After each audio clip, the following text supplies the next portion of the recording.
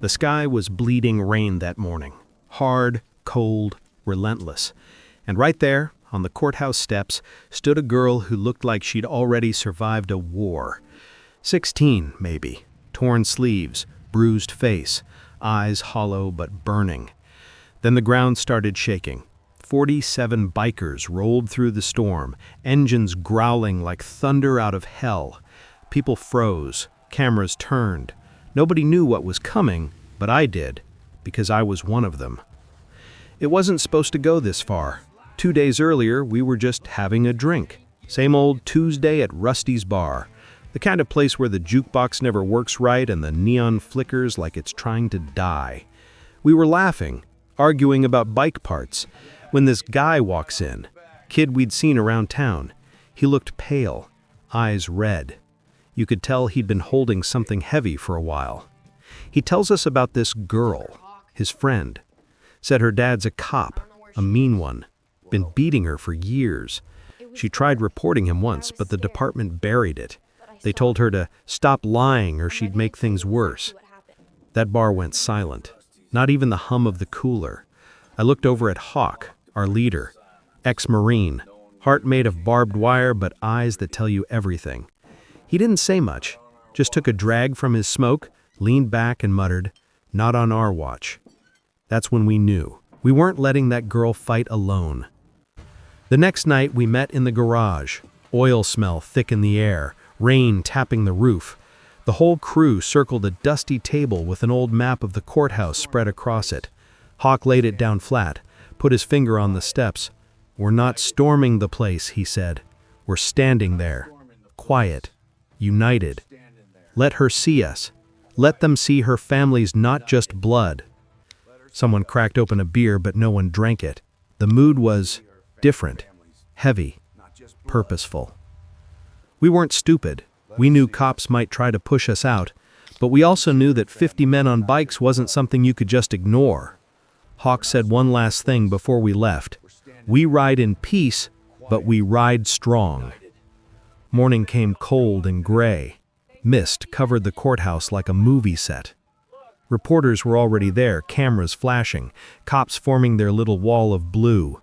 You could feel that ugly tension, that mix of fear and arrogance that comes when uniforms know they've done wrong but can't admit it. Then at exactly 9 o'clock, the ground started to shake. We rolled in slow, lined up side by side, 47 bikes in full black, chrome shining through the fog. The sound was unreal, like thunder marching into war. People turned, some grabbed their phones, others just stared. And then she saw us. The girl, standing there in that same ripped hoodie, eyes red but focused now. For the first time, I saw a little spark in her, like she realized she wasn't invisible anymore. Hawk took off his helmet, nodded at her, didn't say a word, didn't need to. That's when he showed up. Her father, a cop, still in uniform, face hard as stone, walking out with that smirk I'd seen on too many bad men before. He looked at us, then at her. "You think this circus scares me?" he sneered. His voice was dripping with arrogance, the kind that only grows when you've gotten away with too much for too long. We didn't move, not one of us. He walked closer, trying to stare us down. Hawk stepped forward, calm, helmet tucked under his arm. The rain hit his shoulders, but he didn't blink. "We're not here to scare you, officer," he said quietly. "We're here to make sure she's seen." The cop's smirk faded just a little. He wasn't expecting that. When the doors opened for court, the girl walked in flanked by 2 bikers, one on each side, not touching her, just walking with her, like shadows. Inside it felt like another world, cold, echoing hallways, the smell of paper and coffee. The judge was already sitting high, glasses sliding down his nose. You could feel eyes everywhere, cops, lawyers, people pretending to care.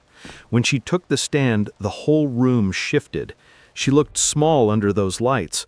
Her father sat just a few feet away, jaw tight, that same look that probably haunted her every night growing up. She started speaking. Her voice was shaking, but it didn't crack. She told them everything. Every bruise, every cover-up, every time she tried to get help and they shut her down. Outside, we waited. 47 bikes lined up like statues. Some of us smoked, some just stared at the courthouse doors. You could hear the echo of our engines in the distance, low, steady, like a heartbeat. I swear I've never seen grown men so silent. Then came the twist.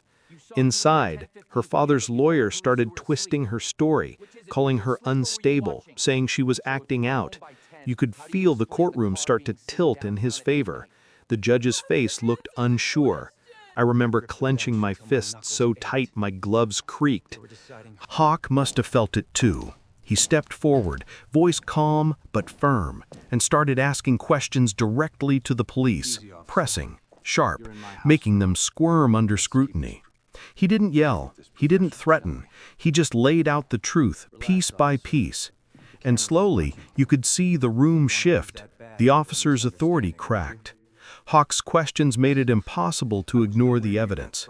Finally, Hawk leaned back, glanced at the group, and typed one word into the chat: Rev. We all turned our keys. The sound rolled through the courthouse walls like rolling thunder. Glass panes rattled. Reporters turned their cameras.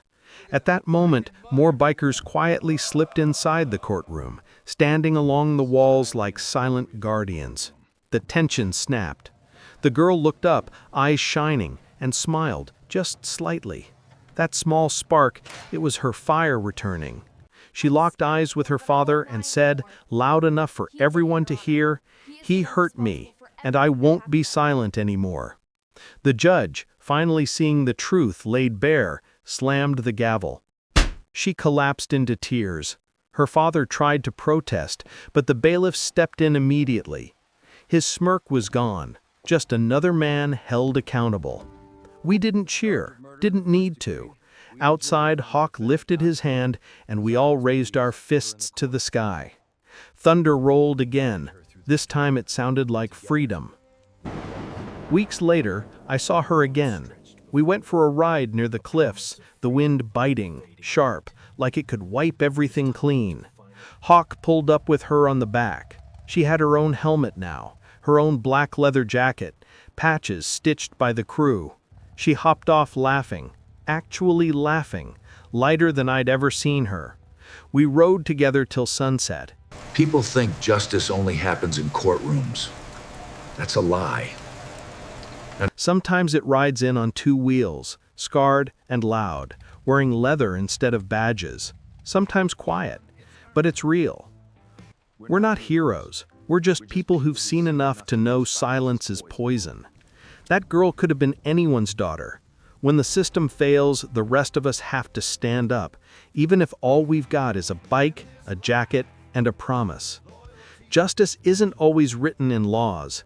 Sometimes it's written in noise.